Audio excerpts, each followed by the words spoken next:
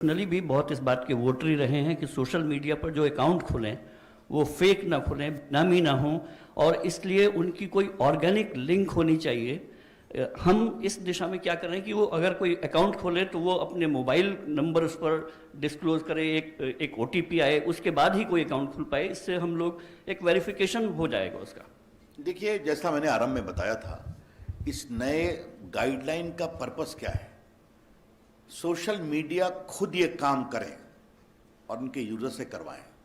हम सरकार का हस्तक्षेप कम से कम चाहते हैं, इसीलिए एक voluntary mechanism social media platform create करें और उनके रजिस्ट्रेशन कराएं। उनका मोबाइल तो उनके पास ही है, सिम कार्ड है, आधार कार्ड है, क्या करना है उनको तय करना है।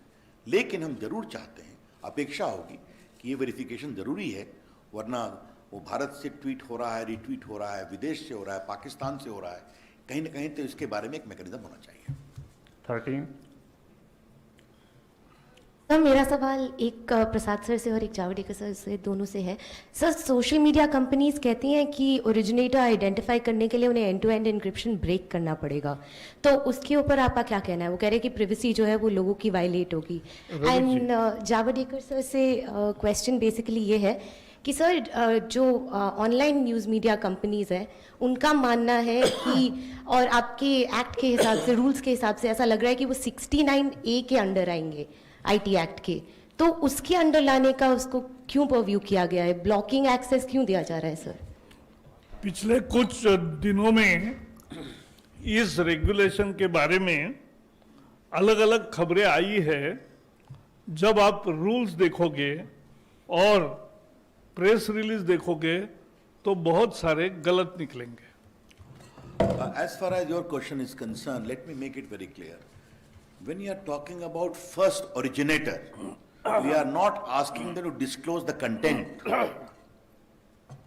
Simple question, ये खुराफात किसने शुरू की? Who began this mischief? That's that. That's all. And it will be only in relation to issues where punishment is for more than 5 years, including security, sovereignty, integrity of India, rape, etc., all these things. Therefore, there is a proper safeguard. 33।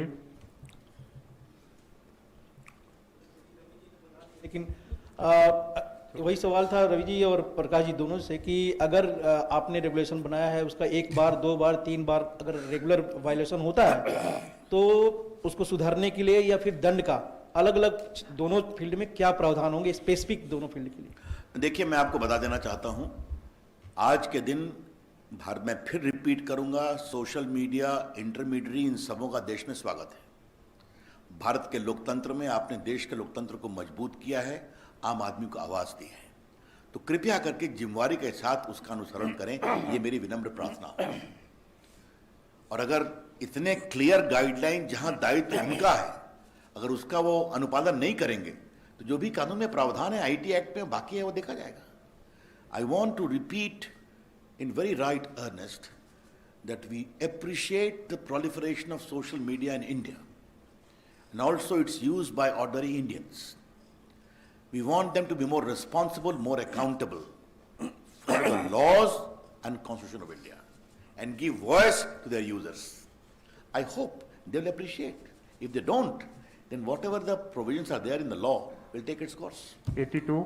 नहीं, उनका एक प्रश्न OTT पे क्या होगा self regulation में।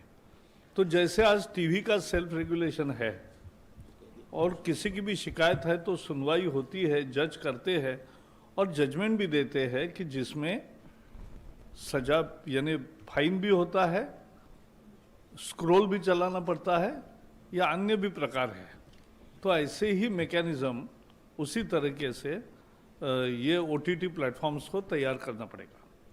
Sir, this is Aditi from Times Now. I have a question for Mr. Ravi Shankar Prasad. Sir, we're given to understand that even the news pages and the news handles are going to be included in the new guidelines. So my question was, how exactly is the news content also going to be regulated, and what are the details of the special guidelines for the news publishers? I think Prakash, you have asked this question to the wrong person, but let me tell you, Prakash ji has already said very specifically, we are only removing the double standards. What is being followed in the print, you follow here as well. That's all. Print media को press council का code follow करना पड़ता है, वही code है। और उनके संबंध में किसी को शिकायत करनी है तो प्रेस काउंसिल के सामने शिकायत कर सकते हैं, उसकी सुनवाई होती है, दोनों पक्ष सुने जाते हैं और फिर प्रेस काउंसिल भी दंड करता है न्यूज़पेपर्स को, तो वही तरीका रहेगा। 20,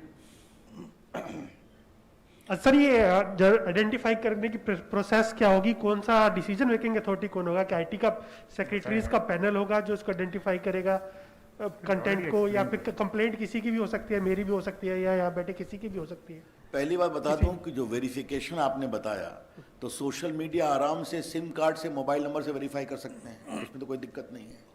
मैंने बताया कि चाहे वो प्रकाश जी का विभाग हो या मेरा विभाग हो, पहला ग्रीवांस रिड्रेसल आपको करना है, मैकेनिज्म बनाना है, और सोशल मीडिया को 2-3 काम और करना है जो सिग्निफिकेंट है। अब आप नहीं करतेंगे तो बाकी तो आईटी एक्ट में तो प्रावधान ही है ना, उसकी चिंता की जाएगी। आप तो जानते हैं आईटी एक्ट, तो सेक्रेटरीज का पैनल जो है वो डिसाइड करेगा किसी का, वो I think जो आईटी एक्ट में प्रोविजन है उसके अनुसार आज हम रूल्स गाइडलाइंस लेकर के आए हैं। आईटी एक्ट की तो प्रावधान नहीं है ना। हाँ, 37, लोगों को सवाल पूछते नहीं दीजिए इस पर। हाँ, कोई बात Sir, I'm just adding to the question on the news websites that are being included. What I want to understand, since for the first time this has been done, sir, there hasn't really been any consultation with the stakeholders. All of us have now been included in the IT Act. Do you intend to get us on board, have a conversation on this? What is the government planning to do? पहले तो आपने अच्छा सवाल पूछा, क्योंकि हमें पता ही नहीं है कि डिजिटल न्यूज़ पोर्टल्स कितने हैं। इसीलिए तो हमने कहा है कि उसका डिस्क्लोजर ऑफ इंफॉर्मेशन यह आपको करना है, तो हमें पता चलेगा इतने हैं। कंसल्टेशन करें किससे, ये भी तो मुद्दा है ना। तो सारी जानकारी आएगी, तो हमारे दरवाजे सबके लिए हमेशा खुले हैं। कोई भी आपके सुझाव है तो जरूर आपका स्वागत है। 72, जेल किसको होगी, यूजर को कि और प्लेटफॉर्म? जी ऑफेंडर, लॉ ऑफेंडर। चलिए आगे आगे, let's go. Yes, who is next? 17, quick fast. Sir, मैं नवनीत मिश्रा हूँ, न्यूज एजेंसी आईएनएस से। एक रेवेन्यू शेयरिंग को लेकर के बार बार सवाल खड़े होते हैं। फेसबुक और ट्विटर करीब 11,000 करोड़ सालाना का इनकी कमाई होती है भारत में, तो इसको लेकर के सरकार की क्या नीति है? क्योंकि ये कहा जाता है कि वो अपनी कमाई सही से वो शेयर नहीं करते। देखिए, आज का विषय social lines, OTT, digital platform guideline के बारे में है, तो अगर आप इसी पर सवाल केंद्रित करेंगे तो कृपा होगी। बाकी कौन अपना रेवेन्यू कितना शेयर करे, कैसे करे, इसको लेकर दुनिया में बहुत बहस चल रही है, कई जगह उस पर गाइडलाइन बने हैं, वो एक बड़े डिबेट का विषय है। 129, Sir, I'm Surabhi from the Economic Times. Just want to understand, sir, that will there be another round of consultation on all these guidelines? Because you've not notified it, so how long will it take to notify these guidelines? And like my colleague asked, that none of the news publications have been given an opportunity to actually, comment or consult on these guidelines. So will there be a formal process of consultation which will be done to call all the news publications and get their comments on this code? Your question is to whom? Prakash, sir. And also to you, sir, in terms of when we will notify the final guidelines. मैंने जैसे बताया, OTT platforms 40 entities known है, उनके साथ 3 बार consultation Delhi, Chennai, Mumbai में हुआ। 2 बार मैंने दिल्ली में सबको बुलाकर मीटिंग की। जो आज मैं गाइडलाइन ले आया हूं उसका ही उन्हीं को करे खुद, यह हमने आग्रह किया। दुर्भाग्य से 6 महीने में नहीं हुआ और इसलिए अब गाइडलाइन आई है। और कंसल्टेशन कहोगे तो जैसे रवि जी ने कहा, उनका तो गाइडलाइंस वेबसाइट पर रखे ही थे ओपन, और उस पे 177 कमेंट्स भी आए और कोई काउंटर कमेंट भी आए। तो ये कहना कि कंसल्टेशन हुआ ही नहीं, सिर्फ डिजिटल न्यूज पोर्टल का मुद्दा ऐसा है, कौन है और कैसे कौन कौन है ये किसी को पता ही नहीं है। अब जब डिस्क्लोजर होगा और वो जानकारी सब आएगी तब आपके हमारे दरवाजे आपके लिए खुले हैं। 154. Just a minute.